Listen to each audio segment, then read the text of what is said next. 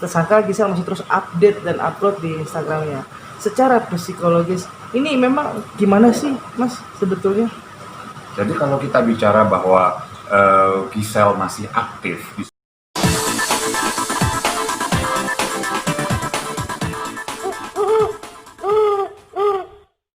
Kemarin terjadi tersangka Gisel masih terus update dan upload di Instagramnya.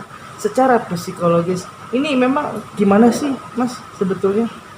Jadi kalau kita bicara bahwa Gisel masih aktif di sosial media, dan aktif ini dalam acuan bahwa dia menggunakan sosial media itu untuk tanda petik jualan produk-produk, endorse gitu.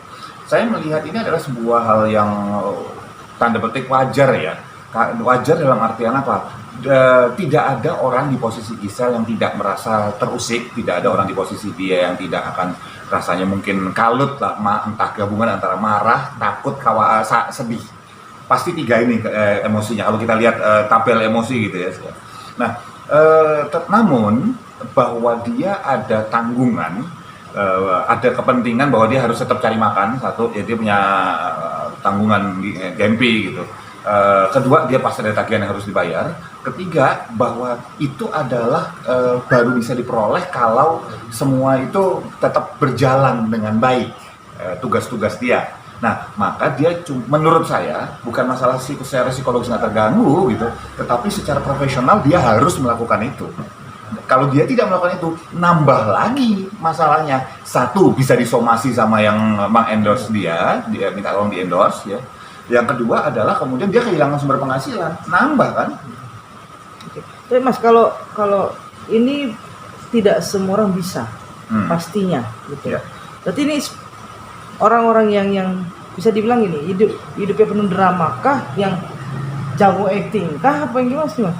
Oke, kalau kita bicara masalah acting di depan umum, di depan publik atau di depan kamera, saya mengklasifikasikan ada jenis tiga, ada yang jenis manusia yang istilahnya memang bisa melakukan hal tersebut. Satu, yang memang terbiasa, yang terbiasa itu artinya adalah dia adalah seorang aktris atau aktor profesional. Kalau karena dia profesional, udah biasa di depan kamera, biasa acting, maka bukan sebuah masalah berat buat dia tanda petik pura-pura untuk nggak ada apa-apa. Wong dia biasa acting, dia kan aktris gitu loh. Yang kedua, orang yang memang, katakanlah, kita bicara orang yang memang dalam hidupnya jadi self defense mechanism. Kalau kita bicara psikologi ini, jadi namanya self defense mechanism. Dia perlu melakukan itu, kalau enggak dia akan merasa dapat sebuah konsekuensi.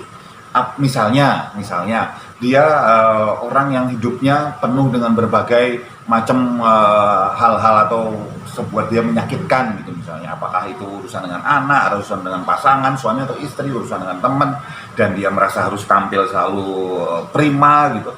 Itu merupakan hal yang wajar buat mereka untuk tampil seolah nggak ada apa-apa. Ini kayak orang yang di luar tampil wah, padahal wahnya itu barang-barang branded yang dia pakai semuanya dari utang, dan dia lari dari kejaran debt collector karena nggak bayar utang. Itu kan tipe orang kedua. Nah, orang-orang jenis ini juga udah biasa. Ya.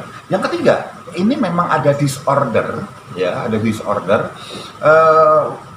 karena sekali lagi kondisi psikologis atau karena inisiasi dari obat. Misalnya orang yang pakai drugs, apakah dia jenis uppers, downers, all rounders atau segala macam, ya, yang disuntik, dihirup dan segala macam. Itu biasanya mereka adalah orang yang bisa pembohong ahli, yang bisa membohongi orang lain dengan gampangnya, entah pinjam duit, entah ngambil uang, entah ini itu segala macam. Dan ini saya rasa bukan hal rahasia umum di masyarakat. Jadi apakah kondisi psikologis terganggu? Dia memang seperti yakin atas satu hal, maka dia ngomong gitu ya, oh enggak, saya tadi ngelihat, padahal memang nggak ada apa, itu halusinasi di kepala dia aja. Dan halusinasi itu bisa di-induce dengan obat tadi, atau dia sengaja menggunakan obat dan dia untuk bertahan. Antara 2 dan 3 sih kalau jenis yang pakai obat ini sebetulnya. Jadi kalau misalnya kita lihat, ada 3 jenis orang atau kategori ini yang sebetulnya bisa melakukan hal tersebut. Walaupun sesungguhnya hancur. Kalau yang jenis pertama walaupun sesungguhnya hancur, jadi sebetulnya bukan cuma aktris atau aktor sebetulnya, tapi juga misalnya pembicara publik, gitu, orang-orang biasa tampil di media, tampil di umum, itu semuanya yang sudah dengan kalau jam terbangnya makin tinggi, sebetulnya mereka makin jago dalam mengemas apa yang mau ditampilkan di depan gitu. Misalnya saya kayak biasa gitu di media, sebetulnya di belakang lagi hancur-hancur atas satu hal gitu, ya mau nggak mau masa tampil di media sambil gitu kan nggak lucu ya gitu.